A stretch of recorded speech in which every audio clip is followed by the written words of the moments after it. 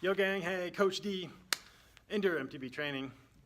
We got part 2 of our 7 primal movement patterns, of which we are dealing with 6 of them, 7th being gait, and I'm not gonna really talk about gait a whole lot. We know as part of enduro, actually, we need to climb mountains pushing our bike sometimes. So yes, hiking, running, walking, you name it, all beneficial for us as mountain bikers, but I'm not going into the gait aspect. Video 1, which you can check out, was squatting, lunging, and bending, and then I'm just combining them. Upper body to go push, pull, twist, okay?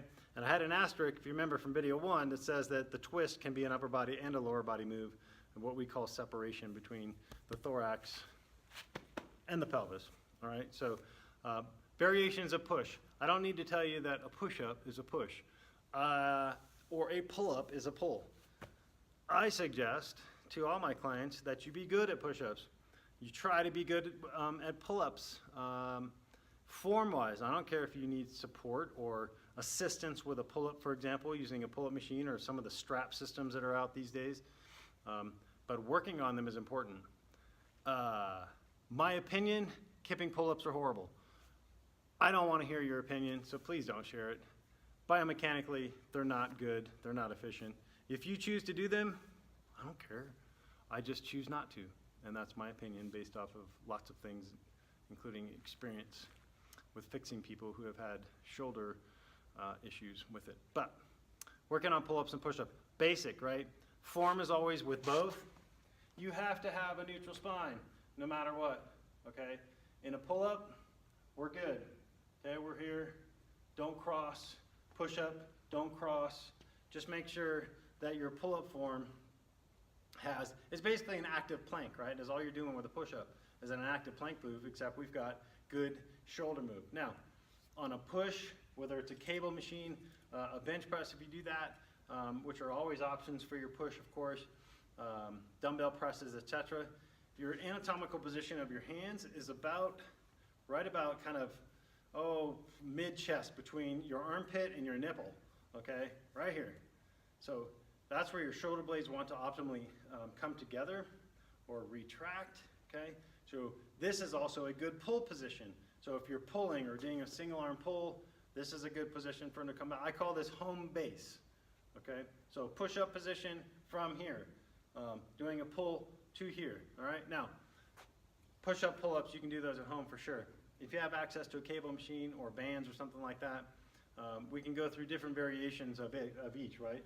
We have a single leg push where the pelvis doesn't move, but the torso does move. You can keep your torso and your pelvis still and only move your shoulder girdle if you need to work on your shoulder blade, okay? You can go square stance.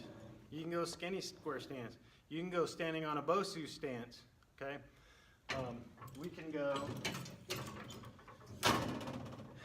decline, same thing, okay, but now neutral spine with a hip hinge in it, with a split stance, square stance, standing on a Bosu, okay?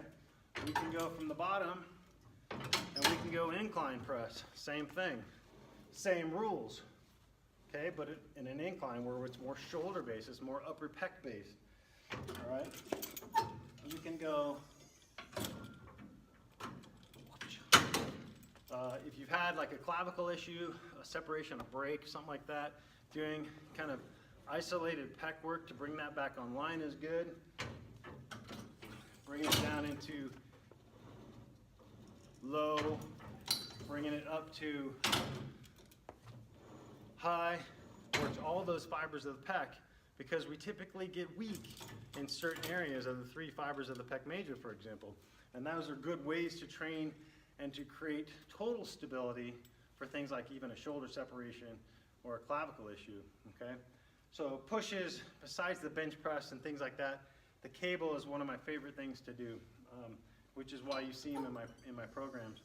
If you can do cables, you get stronger than with bands, but if you only have access to bands, because like some of my clients, they might be on an oil rig or in an oil field platform, up in the middle of Alaska. I've got a couple clients like that. It's pretty cool. And all they can do is have bands and a few other simple things. But You can be creative that way. So there's your push. Pulls. Actually, from a pull perspective, they're all similar, the progressions that you can do.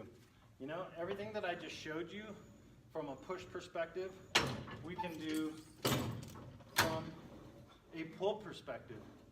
Okay? All of the same rules are intact, and that is to preserve the spine, make sure it's in neutral. You got a good hip hinge. Okay? Head stays neutral. You're working on precision as it relates to your body management, posturally. I like, you know, we talked about doing pec work. I like doing single arm cable work or double arm cable work, as it were, too, this way. The same thing. We can go from down to up. We can go from up to down, okay? Just to give different angles of attack to shoulder blade strength as it relates to the stabilizers of the shoulder joint. We can go internal rotation of the hand, okay? We can go external rotation of the hand. That's all going to give us a different result to create different or varying degrees of stability for the shoulder girdle, okay? So push, pull, all right? Push, by the way, we can do shoulder press stuff. You can do shoulder work. This could be like a shoulder work, internal rotation. You can work this range. You can go middle range. You can go in range. You can go full range with internal rotation, external rotation. Changing that makes a difference on the different fibers that you hit as well. And then twist. Twisting, you can do simple things like a plank. If you go top leg forward and here, and then reach, that's an upper body kind of twist, okay? You can also take this and go back and forth. That's a lower body twist, okay? Those are good active type plank moves. You can actually go and add them and combine them.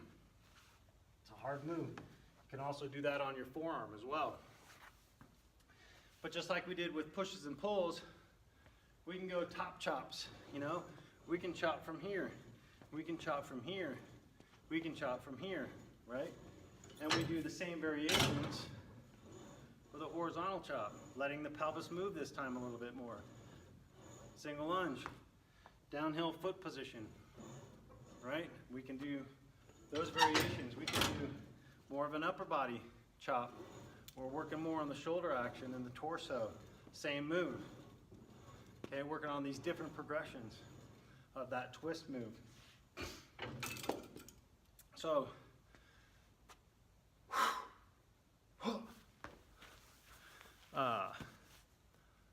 my point in showing these two-part videos is, one, 7 primal movement patterns are very, very important.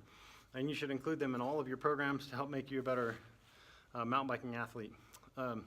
It will show up in the form of massive improvement from an efficiency, body efficiency standpoint, energy efficiency standpoint. Your breathing mechanics will change and improve. What else?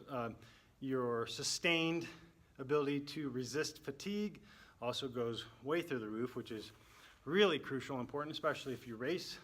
The last one to get tired typically does the best. What else? Posturally, that improves your posture system. It improves your visceral system, your gut system, your cardio system. All these things improve, okay, by being good at these 7 primal movement patterns. So, combine them, try them, and of course, any and all of my programs, including what I have coming up, announcing here in a couple of weeks, so probably early December 2018. And if you see this after that, then you already know how great what is coming is for you. If you can think about me being your coach every month, that's your hint. So like usual, EnduroMTBtraining.com, info@EnduroMTBtraining.com for questions. Consider me your MTB coach.